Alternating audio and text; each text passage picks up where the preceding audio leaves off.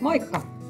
Tervetuloa mukaan. Mä ajattelin, että saisit muutaman vinkin, miten SmartArtia voisi käyttää fiksusti ja itse asiassa ymmärrät, että se onkin ihan hyvä työkalu, vaikka moni ei siitä ehkä tykkääkään. Jos sulla on joku tämän tyyppinen slaidi, missä on paljon tekstiä, niin tämän pystyy tosi näppärästi nopeasti siirtämään SmartArtiin, missä on kuvia, tekstiä ja animaatioita. Ja SmartArt on siitä hyvä, että tämä menee ihan muutamalla klikkauksella. Tämä näytin sulle siinä edellisessä videossa. Käy kurkkaan, löydätkö sen ja sieltä vähän miten se tehdään. Mutta minkä takia tämä on ihan hyvä juttu, niin mä näytän sulle nyt tässä seuraavaksi.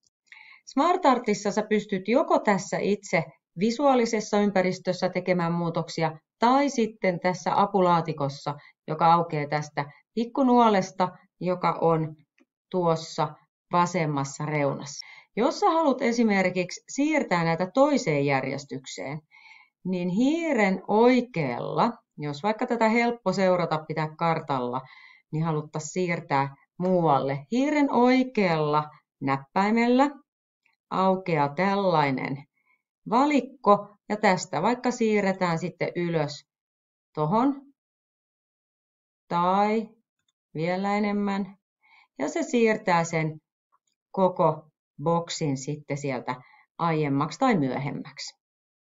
Niin sun ei tarvitse raahailla sitten tämmöisiä irtolaatikoita.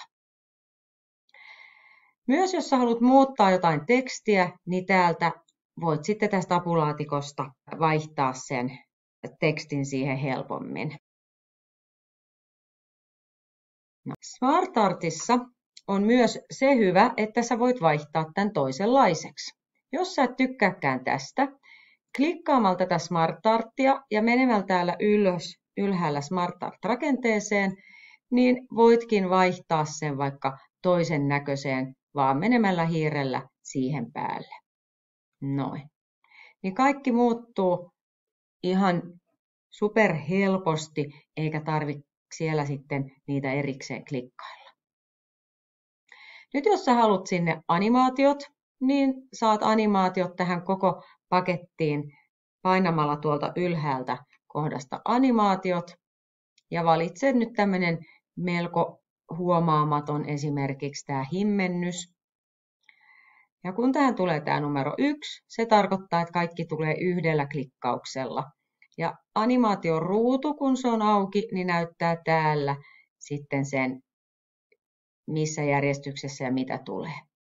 Jos toivot, että nämä tulee omalla klikkauksillaan, mene tähän tehosteasetukset ja sieltä voit valita tässä nyt yksi kerrallaan. Ja sen mukaan monta sulla on näitä otsikoita, alaotsikoita, niin se antaa sulle noita vaihtoehtoja. Et nyt sulla on siellä sitten 5 numeroa ja täällä kun painat tämän, niin se kertoo miten ne tulee. Jos sulla on SmartArt, jossa on useampi kerrostuma, niin kuin tässä, taas helppo tänne lisätä, Enter ja sitten tuo marginaali, niin täällä sitten voit kirjoitella helposti mitä haluat tähän. Tässä on useampi taso, niin kun se animaatio laitetaan tänne, taas tuolta tehosteasetuksista, niin huomaat, että tänne tuleekin nyt useampia vaihtoehtoja, esimerkiksi taso kerralla. Näin. Tai jos sä halutkin yksi kerrallaan, tulee tuossa järjestyksessä, tai sitten tasot yksi kerralla. Ja tässä on SmartArtin hyötyjä, että aika nopeasti pystyt siirtämään, vaihtamaan erinäköiseksi, vaihtamaan järjestystä, laittamaan animaatioita kaikkiin yhtä aikaa tai yksi kerralla. Opettele vähän SmartArtin käyttöä ja muista, että käytät sellaisia yksinkertaisia ja selkeitä SmartArtteja. Ei muuta kuin kokeilemaan. Moikka!